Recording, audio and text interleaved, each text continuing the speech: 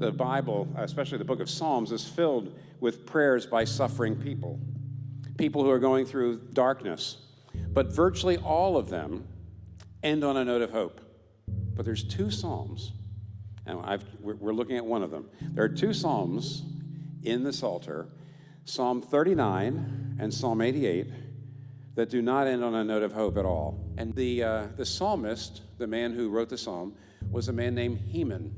And you have to ask yourself the question, why in the world is this prayer in the Bible? And many years ago, this prayer and also Psalm 88 and Psalm 39, which are very similar, Psalm 39 ends with the psalmist saying, "Turn your face away from me, God, so I can get a little bit of peace before I die." The circumstances of his life are darkness, but inwardly he's experiencing darkness too. You see, if outwardly things are going very badly in your life, but inwardly you sense God's presence and love, you can make it. But that's not what's happening here. He feels abandoned. He feels God is angry with him and has rejected him. He feels that God is gone. This man believed his darkness was objective. And he believed his darkness was permanent. He says so. He doesn't believe, he's not saying, I just feel that you're not here, God. He's saying, you're not there. And he doesn't say that this is temporary. He says, this is permanent. But we know he's wrong.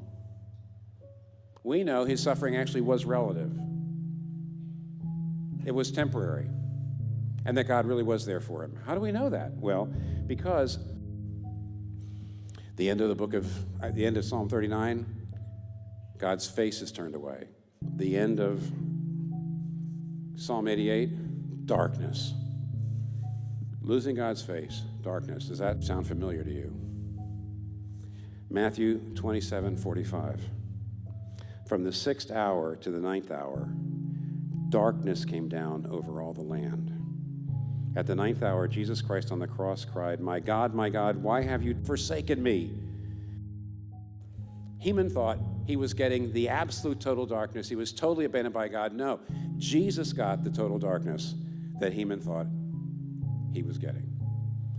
When Jesus went to the cross, he was abandoned. Really. Not just subjectively. My God, why hast thou forsaken me? On the cross, Jesus Christ really got the wrath of God. Not just I felt the wrath. He actually got the wrath of God.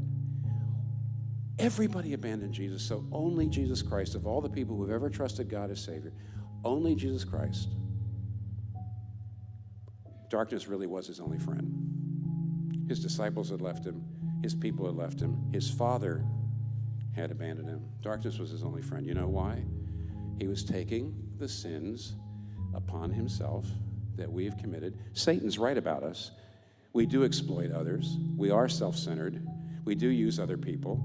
We deserve to have God turn his face away from us. We deserve that darkness, but Jesus Christ experienced darkness as his only friend. So in your darkness, you can know that Jesus is still your friend. He's still there. Jesus was truly abandoned so that you will only feel abandoned.